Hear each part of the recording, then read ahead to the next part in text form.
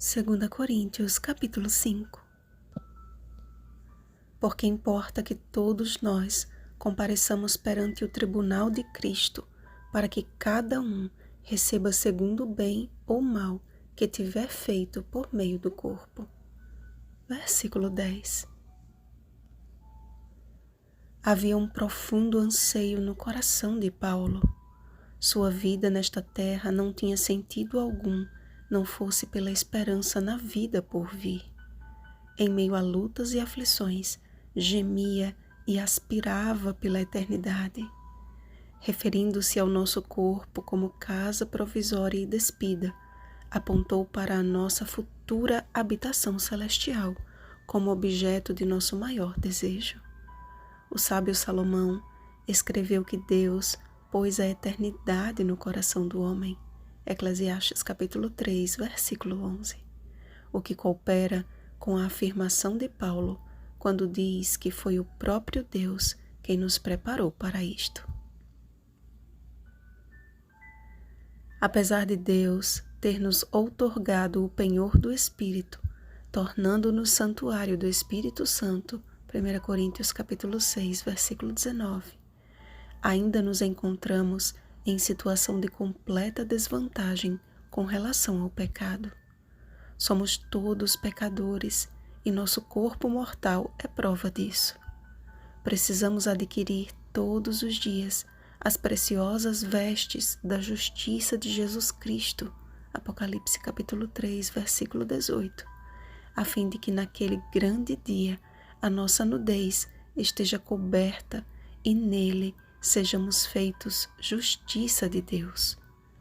Como andamos por fé e não pelo que vemos, nossa esperança não está aqui neste mundo, e sim nas coisas lá do alto, onde Cristo vive. Colossenses capítulo 3, versículo 1. Dentro em breve estaremos todos perante o justo juiz, e Cristo retribuirá a cada um segundo o bem ou o mal que tiver feito por meio do corpo. Ele mesmo declarou a João: Eis que venho sem demora, e comigo está o galardão que tenho para retribuir a cada um segundo as suas obras. Apocalipse capítulo 22, versículo 12. Mas a salvação não é pela graça? Sim. Não somos justificados pela fé? Exatamente. Contudo, todo aquele que aceita a graça divina e decide viver para Deus, consequentemente, manifestará o fruto do Espírito, Gálatas capítulo 5, versículo 22, que redunda em obras que nada têm a ver com as concupiscências deste mundo. Pois se vivemos no Espírito, andemos também no Espírito. Gálatas capítulo 5, versículo 25.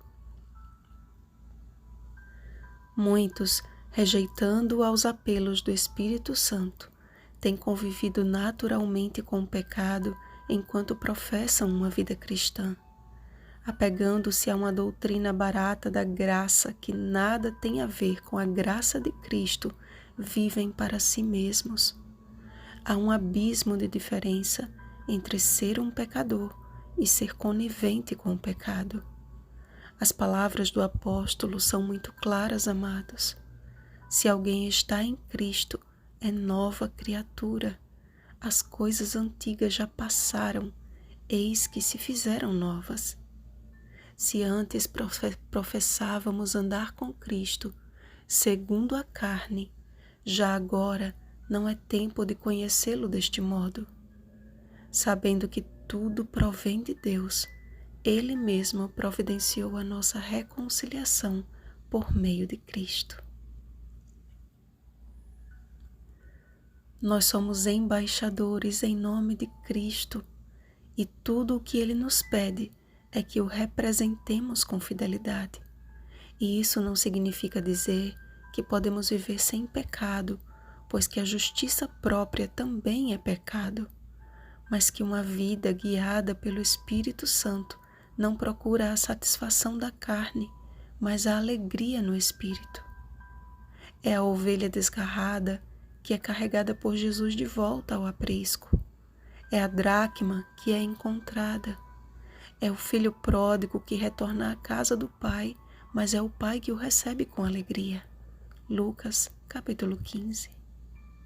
Eu não sei se você já foi ovelha errante, ou dracma perdida, ou filho rebelde, mas eu sei que em todas estas parábolas, no final, houve festa e voz de júbilo.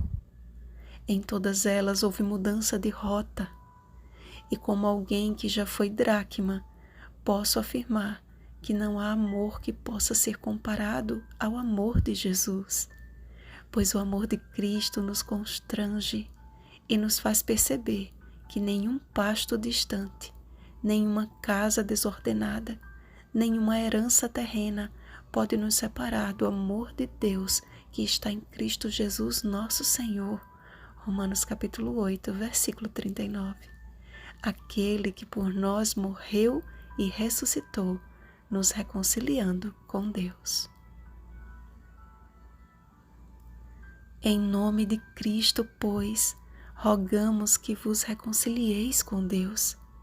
Este é o desejo e a oração de todos os seus amigos e irmãos que fazem parte do ministério Reavivados por sua palavra e que pela graça e misericórdia de Deus têm buscado fazer o mesmo. Vigiemos e oremos. Bom dia, reconciliados com Deus em Cristo. Oremos por nosso irmão Adriano e todos os demais enfermos.